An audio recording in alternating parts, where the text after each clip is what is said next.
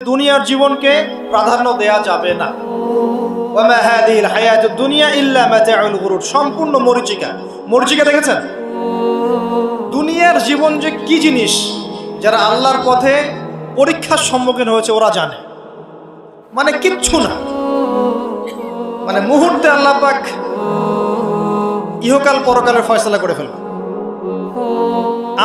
আমরাও বুঝবো, এটা আমরা বুঝবো না এমন নয়। ইয়াং ছেলে রাস্তায় যাচ্ছে, বাইক নিয়ে খুব দাবরানি দিচ্ছে, আছে না? হঠাৎ অ্যাক্সিডেন্ট, ডেড, স্পট ডেড। এটা দুনিয়ার জীবনটা। সারা জীবন দুনিয়ার পিছনে ছুটেছে, শেষ বয়সে হতাশ, কিছুই পেলাম না। পাবে না, কারণ আল্লাহর পথে না চললে শেষ বয়সে গিয়েও কিছু পাবেন না। যন্ত্রণা, হতাশা, গ্লানি ছাড়া। তখন দেখবেন আত্মহত্যা করে শেষ, ডেড। দেখবেন অনেক প্রতাপশালী বাচ্চা বড় বড় লেকচার দিচ্ছে, হঠাৎ রাস্তায় হাঁটতে হাঁটতে ডেড। সারাদিন রাত জেনা করেছে, মদ খেয়েছে, জেনা ছড়িয়েছে সমাজে, নগ্নতা, অশ্লীলতা ছড়িয়েছে, ভাইরাস মহামারী দিয়ে শেষ। দুনিয়ার জীবন কি জীবন! চোখের সামনে অহরহ এগুলো ঘটনা দেখছি আমরা।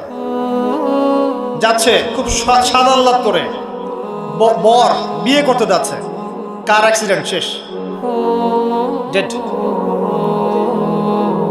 কিছু সাহাবী তো এমনও ছিলেন, বদরের যুদ্ধ করতে এসেছেন, হাতের মধ্যে কিছু খেজুর আছে, খেজুর খাচ্ছেন, খোরমা খেজুর খাচ্ছেন।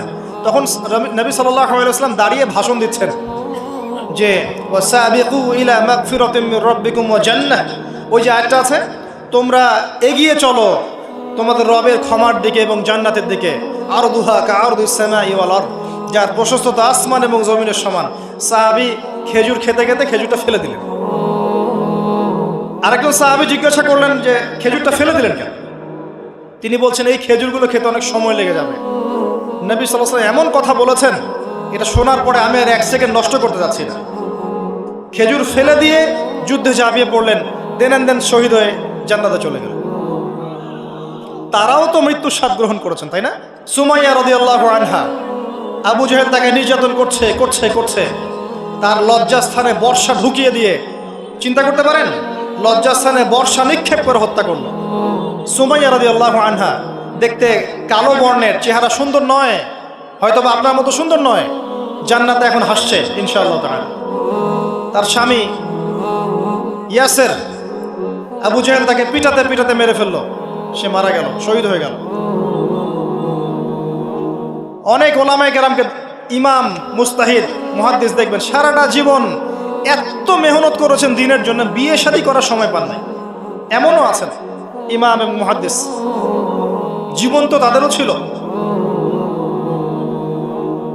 শুধু সাহাবী কেন, তাবেঈদের দিকে তাকান, তাবেঈন তাকান, আমাদের 4 ইমামের দিকে তাকান। আবু হানিফা রাহিমাহুল্লাহ শেষ বয়সে জেলখানায়, কথিত আছে বিষ প্রয়োগে তাকে হত্যা করা হয়েছে। তার টাকার অভাব ছিল না, তিনি কিন্তু আমার মতো হতদরিদ্র ছিলেন না। আল্লাহ পাক তাকে সম্পদও দিয়েছিলেন, সমস্ত সম্পদ বিলিয়ে দিয়েছেন দ্বীনের জন্য। ইমাম শাফিঈ রাহিমাহুল্লাহ, তার দিকে তাকান। আহমদ বিন হাম্বল রাহিমাহুল্লাহ, তার দিকে তাকান। তাকে পিটানো হচ্ছে আর বাগদাদের রাস্তায় ঘোরানো হচ্ছে, কারণ সমাজের মানুষ ফতোয়া দিয়েছে একটা, তিনি ফতোয়া দিচ্ছেন আরেকটা। ওই যে হিল্লা প্রথা আর ঠিকা বিবাহ নিয়ে তিনি বলছেন, ইলামু ইয়া আহলা বাগদাদ, হে বাগদাদের মানুষরা জেনে রাখো যে আমি কশ্চিনকালেও এই প্রথাকে জায়েজ করলাম না। তোমরা চিনে রাখো যে আমার নাম আহমদ। জীবন তাদেরও ছিল। ইমাম মালিক রাহিমাহুল্লাহ, তাকে এত মার দেয়া হয়েছিল, হাত বাঁধতে পারতেন না নামাজের মতো, নামাজে হাত বাঁধতে পারতেন না। সাহাবীদের থেকে নেন, তাবেঈ থেকে নেন, তাবেঈ থেকে নেন, মুস্তাহিদ ইমাম থেকে নেন, দুনিয়ার জীবন তারাও কিন্তু ভোগ করেছেন, আর আমরাও ভোগ করছি। আমাদের ভোগের সিস্টেমটা দেখেন, তাদের ভোগের সিস্টেমটা দেখেন। আমরা বাঁচছি দুনিয়ার জন্য, তারা বেঁচেছে পরকালের জন্য। আমরা দুনিয়ায় বাঁচছি দুনিয়ার জন্য, দুনিয়ার একটা চাকরি, একটা ব্যবসা, একটা পরিবার, একটা স্ট্যাটাস, বাড়ি গাড়ি, টাকা কড়ি, সম্পত্তি, এগুলোর জন্যে। কিন্তু তারা বেঁচেছেন আল্লাহর জন্য, পরকালের জন্যে। যে ব্যক্তি দুনিয়ার জন্য দুনিয়া করে, আল্লাহ পাক তাকে ইহকাল পরকাল দুটোই নষ্ট করে দিবেন। যে ব্যক্তি পরকালের জন্য দুনিয়া করবে, আল্লাহ পাক তার দুনিয়া গুছিয়ে দিবেন, আখিরাতও গুছিয়ে দিবেন ইনশাআল্লাহ। প্রথম কথা হচ্ছে এই যে দুনিয়ার জীবনকে প্রাধান্য দেওয়া যাবে না। দুনিয়ার জীবনের প্রতিটা কাজ আপনি একটা উদ্দেশ্যেই করবেন, সেটা হচ্ছে আল্লাহ সন্তুষ্ট। বিয়ে শাদী করেছি কেন? আল্লাহর জন্যে। পরিবার গঠন করেছি কেন? আল্লাহর জন্যে। সন্তান নিয়েছি কেন? আল্লাহর জন্যে। দিন শিখেছি কেন? ইলম শিখেছি কেন? আল্লাহর জন্যে। চাকরি কেন করি? আল্লাহর জন্যে। প্রতিটা কাজ ইবাদত হবে যদি আপনি মুহাম্মদ সাল্লাল্লাহু আলাইহি ওয়াসাল্লামের তরিকা মেনে চলেন। ওয়া মা খালাকতুল জিন্না ওয়াল ইনসা ইল্লা লিয়াবুদুন, শুধুমাত্র ইবাদত করার জন্যই আল্লাহ পাক জিন এবং মানুষ জাতিকে সৃষ্টি করেছেন। আপনাকে আল্লাহ পাক এই হায়াতটা দিয়েছেন। এখন বাকি সময়টা চিন্তা করেন, আগামী 30-40 বছর কিভাবে কাটাতে চান? দুনিয়ার জন্য বাঁচবেন না আল্লাহর জন্য বাঁচবেন? যদি আল্লাহর জন্য বাঁচতে চান, সর্বশেষ হেদায়েত আল কোরআন এবং সর্বশেষ নবী মুহাম্মদ সাল্লাল্লাহু আলাইহি ওয়াসাল্লাম, এর বাইরে কিচ্ছু নাই ভাই। সারা দুনিয়ার মানুষ মিলে যদি বলে যে কোরআন সুন্নাহর মধ্যে আছে সুদ হারাম, কিন্তু সুদ হালাল, হালাল হালাল, কোশ্চিনকালে হালাল হবে না।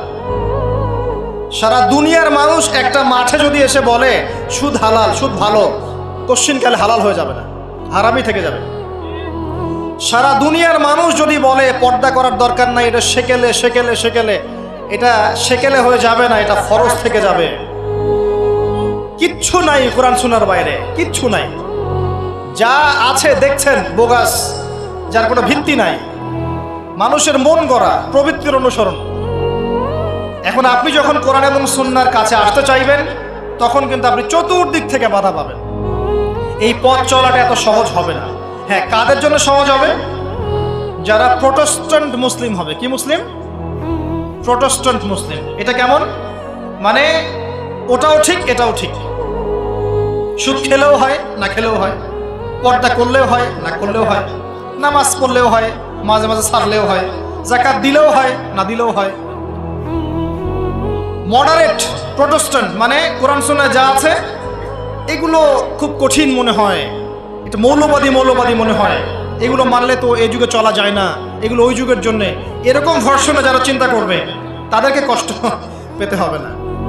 তারা দেখবেন কষ্ট না করেই দুনিয়ার জীবন কাটিয়ে দিচ্ছে, ওদের কোনো বাধা বিপত্তি আসবে না। আপনি যখন কোরআন সুন্নাহকে আঁকড়ে থাকবেন, কেমন করে আঁকড়ে থাকবেন? মারির দাঁত দিয়ে কামড়ে থাকবেন, নবীজি বলেছেন। মারির দাঁত দিয়ে কামড়াতে বলেছেন, সামনের দাঁত দিয়ে কামড়ালে ছটকে যাবে, টান দিলে ছিঁড়ে যাবে। মারির দাঁতে কামড় দিলে, টান দিলে সহজে ছিঁড়বে না। এভাবে থাকলে আপনার বাধা আসবে। এখন আপনার সামনে দেখবেন আপনি কিছু ফিতনা এবং কিছু সলিউশন। আপনি নিয়াত করেছেন যে আপনার যে গুনাহগুলো হয়েছে এগুলো থেকে আপনি তওবা করবেন ইনশাআল্লাহ, আগামী দিনগুলো আপনি কোরআন এবং সুন্নাহ অনুসারে চলবেন। এই কথার সাথে একমত আছেন তো? এখন চলতে গিয়ে দেখবেন যে আপনি কিছু স্পষ্ট বিষয় দেখতে পারবেন যেগুলোর সাথে আসলে কোরআন সুন্নাহর খুব একটা মিল পাওয়া যাবে না। আপনি দেখবেন স্পষ্ট শিরক করছে মুসলিমরা, আপনি দেখবেন স্পষ্ট বেদাত করছে, আপনি দেখবেন হারাম খাচ্ছে। মুসলিম যুবকরা মাদক, পর্নোগ্রাফি, জেনা, ফ্রি মিক্সিং, আপনার জুয়া, ক্যাসিনো, এই যে আপনার টিকটক প্রজন্ম, এগুলো নিয়ে ব্যস্ত আছে। আপনি স্পষ্ট দেখবেন মেয়েরা বেহায়ের মতো ঘুরে বেড়াচ্ছে। আপনি স্পষ্ট দেখবেন যে আপনি হালালে থাকলে চাকরি পাচ্ছেন না। আপনি স্পষ্ট দেখবেন পরিবারের লোকজন কথা শোনে না। আপনি এমনও দেখবেন ওলামায়ে কেরামের মাঝে ঐক্য নাই, এমন দেখবেন। আপনি এমনও দেখবেন যে মানুষ দিনকে দুনিয়ার বিনিময়ে বিক্রি করে দিচ্ছে। আর এমন দেখবেন যারা আপনার উপরে আছে তারা দিন সম্পর্কে তেমন কোনো জ্ঞান রাখে না। এমন জটিল পরিস্থিতিতে আপনি কি করবেন তখন? এরপরে আপনি যখন বিশ্বের দিকে তাকাবেন, তখন দেখবেন বিশ্বের সমস্ত পরাশক্তিরা ঐক্যবদ্ধ ইসলামের বিরুদ্ধে। বিশ্বের সমস্ত বড় বড় পরাশক্তিরা ঐক্যবদ্ধ ইসলামের বিরুদ্ধে। দেখবেন আপনি ইসলামের কোনো খিলাফা নাই, দেখবেন কোনো ইমাম নাই, কোনো আমির নাই, কোনো জামাআ নাই। দেখবেন আপনি সেই রকম সলফে সালেহিনদের যুগের মতো শৌর্য, বীর্য, ব্যক্তিত্ব, গায়রাত কিছু নেই। মনে হবে যেন আমরা দাসত্বের শৃঙ্খলা আবদ্ধ হয়ে গেছে। তখন আপনি কষ্ট পাবেন মনে মনে। আপনার মধ্যে ঈমান থেকে থাকলে আপনি কষ্ট পাবেন, ভিতর থেকে কষ্ট ফিল করবেন। যদি প্যারালাইজড রোগী হয়ে থাকেন তাহলে কষ্ট ফিল করবেন না। চেতনা থাকে দিনের, কষ্ট ফিল করবেন। তখন আপনার স্ট্রাগল শুরু হবে। তখন আল্লাহ যদি আপনাকে বুঝ দেন, আল্লাহ দেখবেন আপনি কি করেন। আপনার মেধা দিয়ে আল্লাহ আপনি কি করেন, আপনার অর্থ দিয়ে আপনি কি করেন, আপনার হায়াতটা দিয়ে আপনি কি করেন, আপনার এই যে জনবল দিয়ে আপনি কি করেন, আল্লাহ আপনাকে যা দিয়েছেন তা দিয়ে আপনি দিনের জন্য কি করছেন, আল্লাহ পাক তখন দেখবেন। এই জায়গায় আমি আপনাকে কিছু সলিউশন বলছি। এটা শুধু আপনাকে বলছি তা নয়, আমি নিজেও এটা ফিল করি, লালন করি। আর আমি এমন কিছু বলবো না যা আমি নিজে আপনার জন্য পছন্দ করি না। যেটা আমি নিজের জন্য পছন্দ করি সেটাই আপনাকে বলবো। প্রথম কথা, এখানে আপনাকে গাইডেন্স দিবে আল কোরআন। এরকম সিচুয়েশনে আপনাকে পথ দেখাবে অনলি আল কোরআন। এরপর নবী সাল্লাল্লাহু আলাইহি ওয়াসাল্লামের হাদিস। এখানে আপনার দায়িত্ব আসবে প্রথমত কোরআন পড়া শিখতে হবে। প্রথম কাজটা কি ভাই? কোরআন পড়া শিখতে হবে, তেলাওয়াত শিখতেই হবে, নিয়মিত তেলাওয়াত করতে হবে। একটা দিন যাবেন আপনার জীবনে যে কোরআন তেলাওয়াত আপনি করেন না, ইনশাআল্লাহ। বেশি থেকে বেশি করবেন, বেশি থেকে বেশি। আমার পরামর্শ হচ্ছে দিনে এক পারা করে করার চেষ্টা করুন। এরপর দায়িত্ব চলে আসবে আপনার কোরআন বোঝা। আপনি কিছু অংশ মুখস্থ করবেন, হিফজ করবেন, অর্থটা বোঝার চেষ্টা করবেন, কোরআনের ভাষাটা শেখার চেষ্টা করবেন। এর সব কিছু আপনি বুঝতে পারবেন না, তখন কি করবেন? আলেম ওলামার কাছে যাবেন, তাদের সোহবতে গিয়ে পড়ে থাকবেন। যে বিষয়টা বুঝতে পারছেন না জিজ্ঞাসা করে জেনে নেবেন। ফাসআলু আহলা যিকরি ইন কুনতুম লা তা'লামুন। এরপর কোরআনের আদেশ নিষেধগুলো আপনি মেনে চলবেন, নিজের পরিবারে এবং নিজের অধীনস্থদের মধ্যে। এরপরে আপনি থেমে যাবেন না।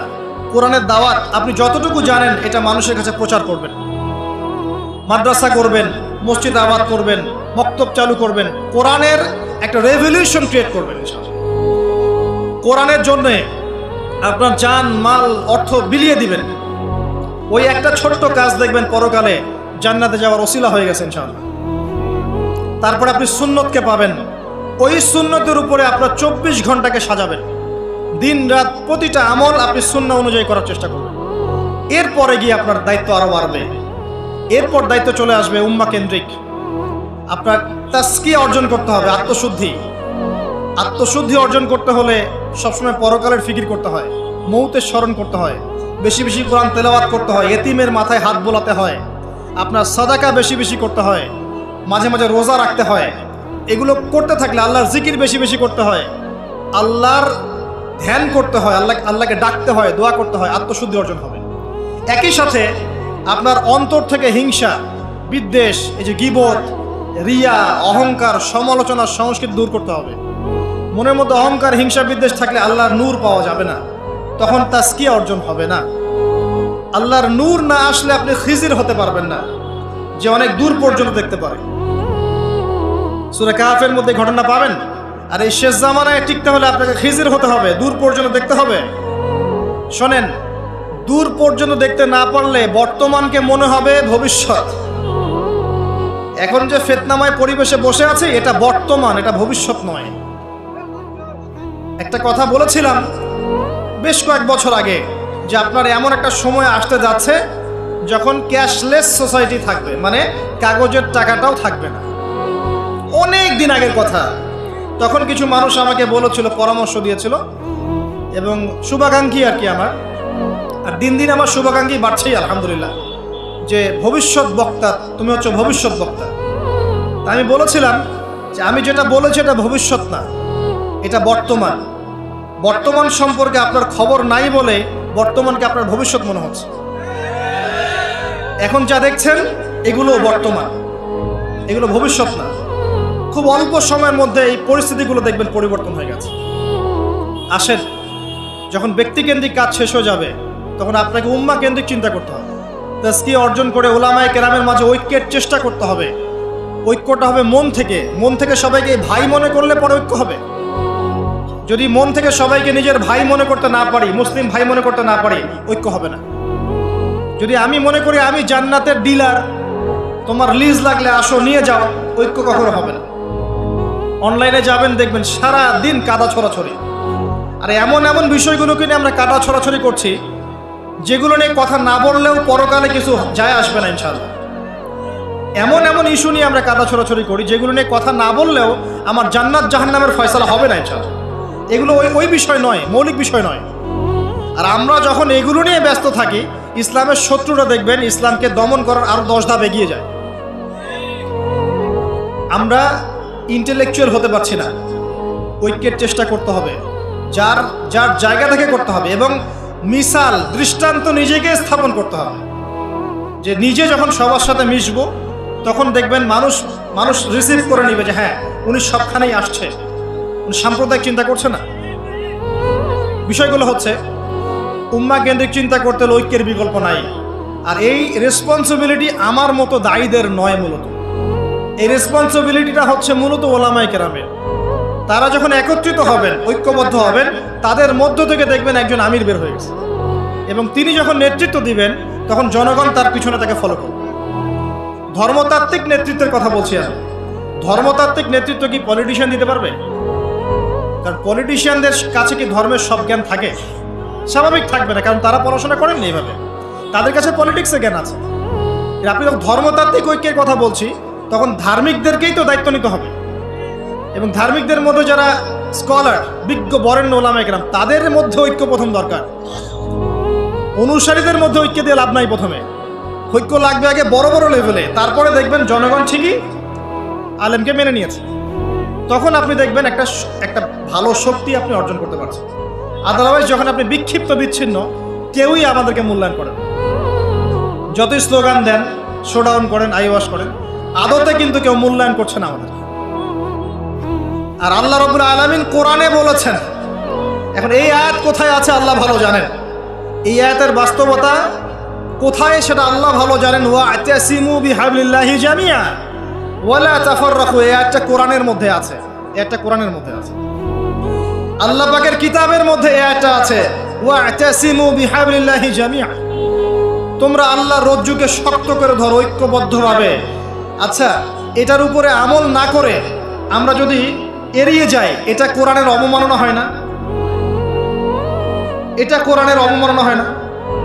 যখন কোরআনে স্পষ্ট বলা হচ্ছে তোমরা সুদ খেও না, তারপরেও খাচ্ছি, অবমাননা হয় না? আল্লাহ বলছেন জেনার ধার কাছেও যেও না, তারপরেও করছি, তখন অবমাননা হয় না? আমরা মানে আবেগ প্রদর্শন করার চাইতে বিবেকবান হয়ে কাজগুলো করলে বেশি ভালো হতো।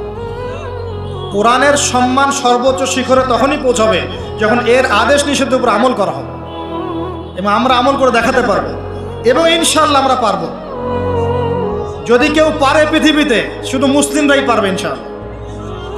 এবং মুসলিমদের মধ্যে যারা পারবে না, আল্লাহ পাক ওদেরকে সরিয়ে দিবেন, নতুন প্রজন্ম আল্লাহ পাক নিয়ে আসবেন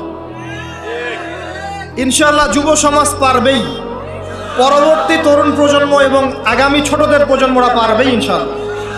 যদি কেউ পারে, এরাই পারবে ইনশাআল্লাহ।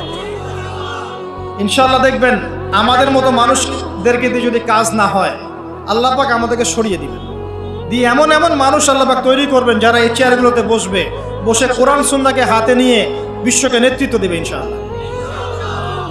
আসবে এক সময়, অপেক্ষা করতে থাকেন, কারণ আমরা আখিরুজ্জামানের হাদিসগুলো সম্পর্কে জানি। একটা সময় চলছে মুসলিমদের ডমিনেশনের সময়, এরপর একটা সময় আসবে যখন মুসলিমরাই এই বিশ্বকে নেতৃত্ব দেবে ইনশাআল্লাহ। ইসলামই হবে এই বিশ্বের একমাত্র সুপার পাওয়ার।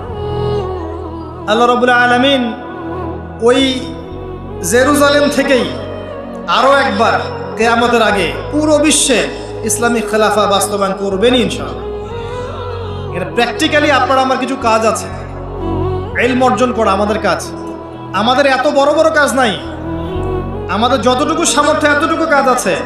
আমাদের কাজ আগে ইলম অর্জন করা, আমাদের কাজ জানা অনুযায়ী আমল করা, উলামায়ে কেরামের সাথে সম্পর্ক রাখা, মাদ্রাসার সাথে সম্পর্ক রাখা, জ্ঞানের চর্চা করা, হালাকাগুলো বাড়ানো, ইমানের চর্চা করা।